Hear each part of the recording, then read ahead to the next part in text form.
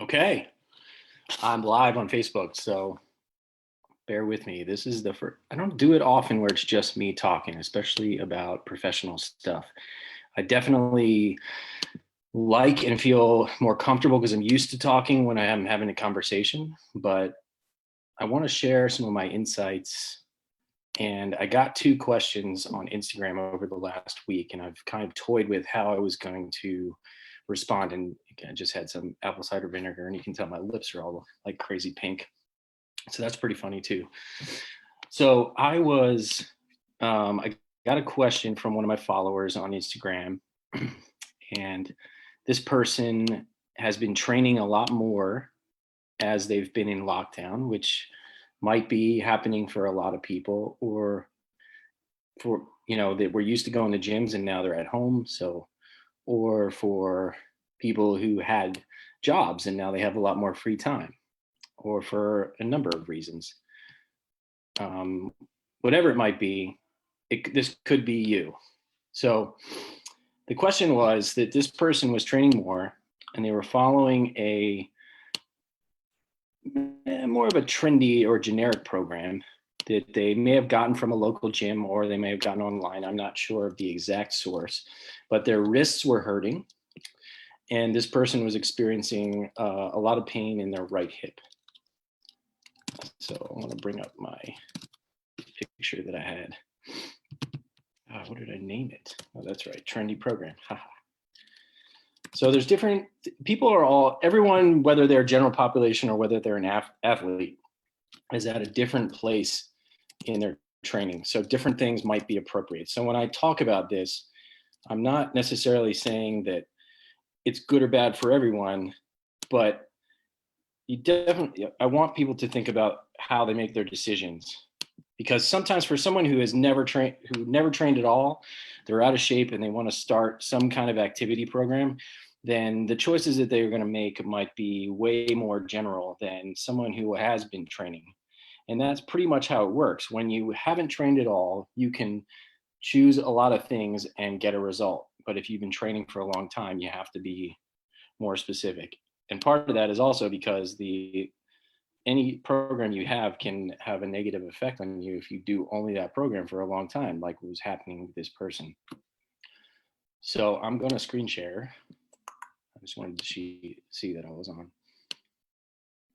Because in the age of the internet, um, everyone can be an expert. It's very easy. Okay, here we go. And I blacked out the name because I didn't want to betray this person's trust. It's very easy to contact lots of people without spending any money. And it's very easy to portray yourself as someone who knows a lot. And especially in the fitness world, we've all seen people on Instagram that market themselves based on how they look. And I think many people make an assumption, and this is, athletes do the same, that this person, because their body fat is really low or because they're attractive, must mean that they know what they're talking about. So you want to really be careful in making your decisions that way. Because my answer to this person, I asked them, okay, well, you have pain in your wrists, and which you attribute to working out too much, and you have a lot of pain in your right hip. And this person was asking for tips. So I could have given them a generic answer like stretch more than you train, because that's a good idea, and don't overtrain, which is also a good idea. But it wouldn't really matter even if they did those things, because the program they're doing was crap. And that's what I wanted to talk about today.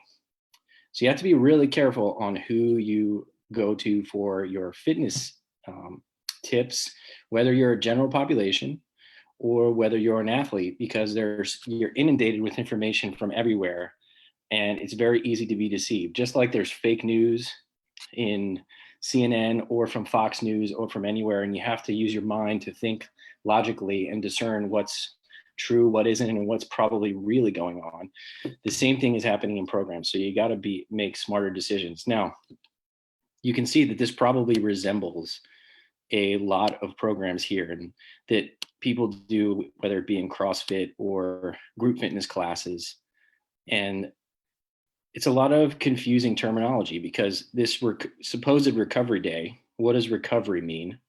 Recovery usually means that you are healing, right? Let's say you're healing, or your body is needing to rest from some kind of stimulus that overloaded you, like your training. Okay. But then a recovery day is followed by mobility, flexibility, workout. So right away, the terminology is contradictory. This is going to be a workout. So this is not a new concept, but how are you going to recover from a workout with a workout? Something to think about. So and then when we look, if we go down the workout a little bit more, we get a 10-minute stretch, yoga and Pilates. So that could be a lot of things. First off, yoga, some of it is a static stretch and some of it is body weight exercises. So some of it isn't stretching at all.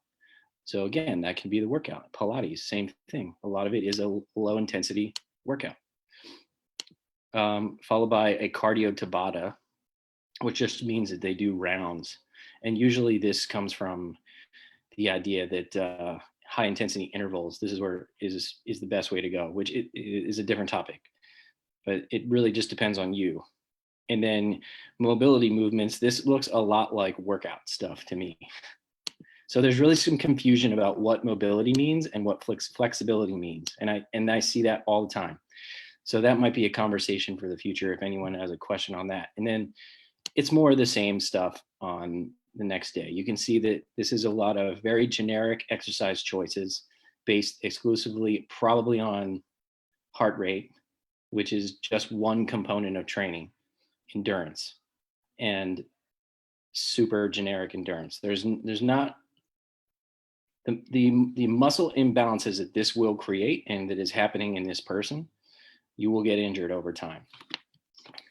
But going back to the first point, if you were, let's say you're someone who has never been in a fitness program and you want to start a program, I'm happy to say find something that you like and do it.